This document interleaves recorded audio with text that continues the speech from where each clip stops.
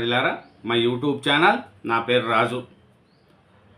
BRS 26వ ఆవిర్భావ దినోత్సవం సందర్భంగా కేసీఆర్ గారు మాట్లాడిన మాటలు మనం ఒకసారి చూద్దాం.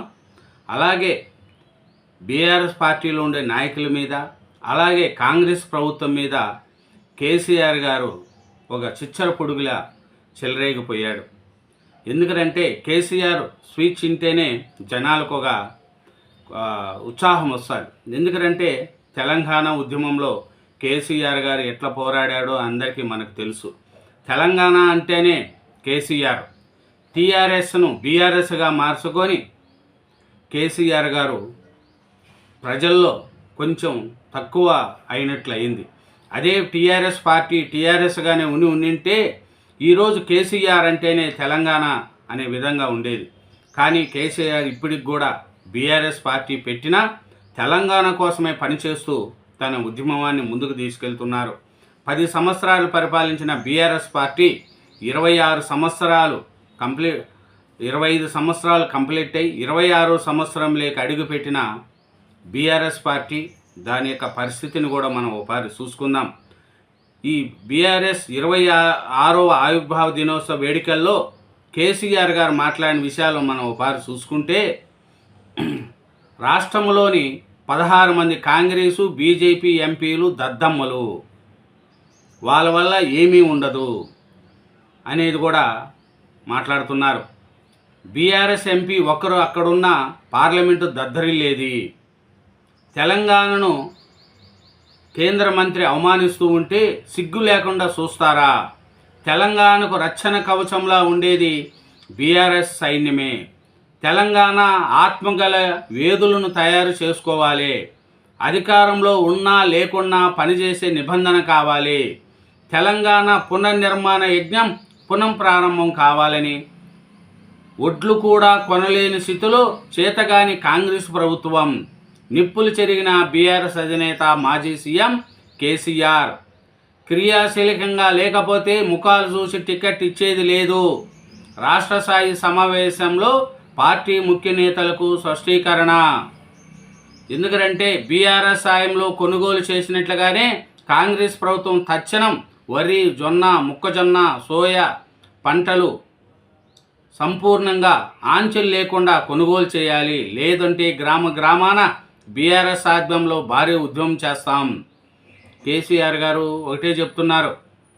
ఎందుకంటే నాయకులు విస్తృతంగా ప్రజల్లోకి వెళ్ళాలని మాట్లాడాలి. చీఫ్ మినిస్టర్ చీఫ్గా మాట్లాడొద్దు. రాష్ట్రంలో కాంగ్రెస్ అరాచక పాలన.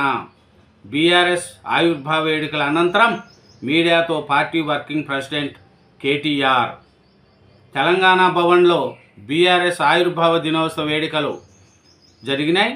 దానికి విపరీతమైన బీఆర్ఎస్ కార్యకర్తలు కూడా హాజరయ్యారు. ఎందుకంటే బీఆర్ఎస్ కార్యకర్తలు మనం చూసుకుంటా పోతే కేసీఆర్ అంటేనే ఒక ఉద్యమం నాయకుడు. ఎందుకంటే ఆయన తెలంగాణ ఉద్యమంలో ప్రాణాలు తెగించి తెలంగాణ తీసుకొచ్చిన నాయకుడు కూడా మన కేసీఆర్ గారు. కేసీఆర్ గారు ఒకసారి మనం చూసుకుంటే తెలంగాణ రాజకీయాల్లో ప్రస్తుత పరిణామాలు, ధాన్యం సేకరణలో నెలకొన్న ప్రతిష్టంభనపై బీఆర్ఎస్ అధినేత కేసీఆర్ కూడా సంచలనంగా వ్యాఖ్యలు చేశారు. ధాన్యం కొనుగోలు ప్రక్రియ పూర్తిగా అస్తవ్యస్తంగా తయారైందని, ప్రస్తుత కాంగ్రెస్ ప్రభుత్వం రైతుల నుంచి పంట సేకరించడంలో ఘోరంగా విఫలమైందని మాజీ ముఖ్యమంత్రి కేసీఆర్ గారు విమర్శించారు. తెలంగాణ భవన్లో జరిగిన సమావేశంలో ఆయన మాట్లాడుతూ క్షేత్రస్థాయిలో అసలు ఏం జరుగుతుందో అర్థం కాని అయోమయ స్థితి నెలకొనిందని, కొనుగోలు కేంద్రంలో ధాన్యం రాశులు పేరుకుపోయి రైతు కన్నీరు పెడుతున్నారని ఆవేదన వ్యక్తం చేశారు. గతంలో తమ ప్రభుత్వం ఎంతో ప్రణాళికబద్ధంగా నిర్వహించిన ఈ ప్రక్రియను ప్రస్తుత పాలకులు తెలంగాణ చేతగానితనంతో బస్టు పట్టించారని ఆయన ధ్వజమెత్తారు. చిల్లర ప్రభుత్వం అంటూ తీవ్ర వ్యాఖ్యలు చేశారు మన కేసీఆర్ గారు. కేసీఆర్ గారు ఒకటే చెప్తున్నారు, ఇది చేతగాని ప్రభుత్వము, దద్దమ్మ ప్రభుత్వము. 2.5 ఏళ్లలో వ్యవస్థలను కుప్పకూల్చారు. రాష్ట్రంలో కాంగ్రెస్ పాలన అస్తవ్యవస్థము. వచ్చే ఎన్నికల్లో గెలిచేది భరాసానే. బీజేపీ మనవాద సిద్ధాంతం కావాలని మహిళా బిల్లు ఈగిపోయేలా చేశారు. పార్టీ రాష్ట్ర కమిటీ మినహా మిగతా రద్దు. మేము ముఖాలు చూసి టిక్కెట్లేము, ప్రజలతో మమేకమై ఉండాలి అని భరాసా పార్టీ రజతోత్సవ ముగింపు వేడుకల్లో కేసీఆర్ ఘాటుగా స్పందించారు. ఎందుకంటే తెలంగాణను 2.5 ఏళ్లలో వ్యవస్థ అంతా కుప్ప కూలిపోయింది. 10 ఏళ్ళు మనం అన్నీ సమకూర్చి పెడితే వచ్చిన కాంగ్రెస్ పార్టీ, ఈ కాంగ్రెస్ ప్రభుత్వానికి ఒక పాలసీ లేదు, పద్ధతి లేదు, చేతకంది వచ్చిన పంటను కొనే దిక్కు లేదు. రాష్ట్రంలో రైతుల పరిస్థితి దిగజారిపోయింది. మిషన్ భగీరథను కూడా చక్కగా నిర్వహించలేని అసమర్థ ప్రభుత్వం ఇది. పంటల కొనుగోలుపై ఎక్కడికక్కడ ప్రభుత్వాన్ని నిలదీయాలి. నీటి కొరత, విద్యుత్తు కోతలు, రాష్ట్రంలో తాగునీరు కొరతతో ప్రజలు అల్లాడుతున్నారు.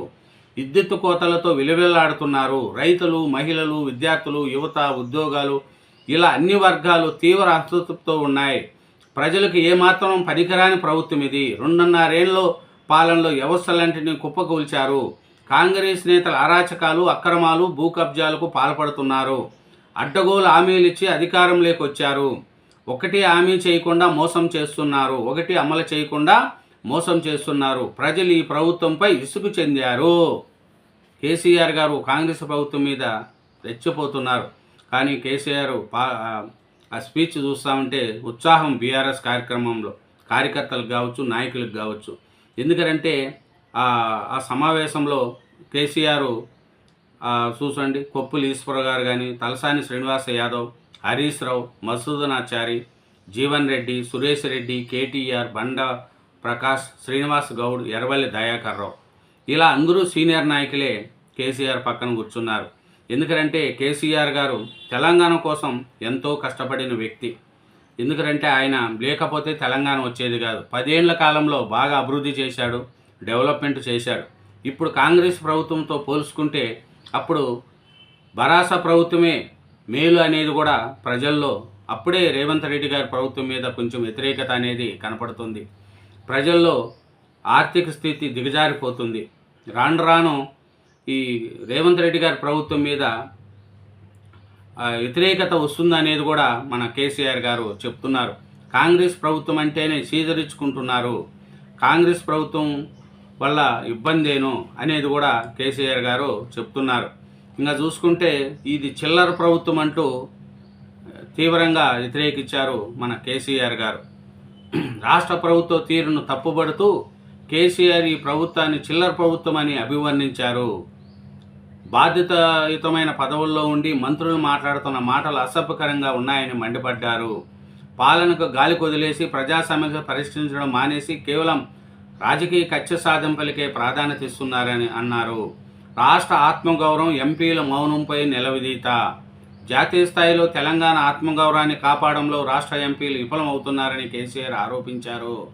ఇతర రాష్ట్రాల ఎంపీలు, ముఖ్యంగా తేజస్వి సూర్య వంటి వారు తెలంగాణ గురించి ఇష్టం వచ్చినట్లు మాట్లాడుతున్నా ఇక్కడ కాంగ్రెస్ మరియు బీజేపీ ఎంపీలు నోరు మెదకపోవడం సిగ్గుచేటని అన్నారు. పార్లమెంటులో రాష్ట్ర తరపున గలం ఎత్తాల్సిన వారు మౌనంగా ఉండి రాష్ట్ర ప్రయోజనం తాకట్టు పెడుతున్నారని, తెలంగాణ హక్కుల కోసం, రైతుల బాగు కోసం బీఆర్ఎస్ నిరంతరం పోరాడుతూనే ఉంటుందని కేసీఆర్ గారు తీవ్ర వ్యాఖ్యలు చేశారు కాంగ్రెస్ ప్రభుత్వం మీద. ఒకటే చెప్తున్నాడు బీఆర్ఎస్, తెలంగాణకు మేము ఉన్నాం, ఇంకా 2.5 సంవత్సరం అయిపోయింది, నెక్స్ట్ వచ్చేది బీఆర్ఎస్ ప్రభుత్వమే. రేవంత్ రెడ్డి గారి మీద విరక్తి చెందింది, ప్రజలకు వ్యతిరేకత అనేది ఆటోమేటిక్గా వచ్చేసింది, నెక్స్ట్ వచ్చేది మేమే అని కేసీఆర్ గారు బీఆర్ఎస్ రజతోత్సవ వేడుకల్లో పవర్ఫుల్ స్పీచ్ ఇచ్చి కాంగ్రెస్ మీద తీవ్ర వ్యాఖ్యలు కూడా కేసీఆర్ గారు చేయడం జరిగింది. Thank you very much. Bye.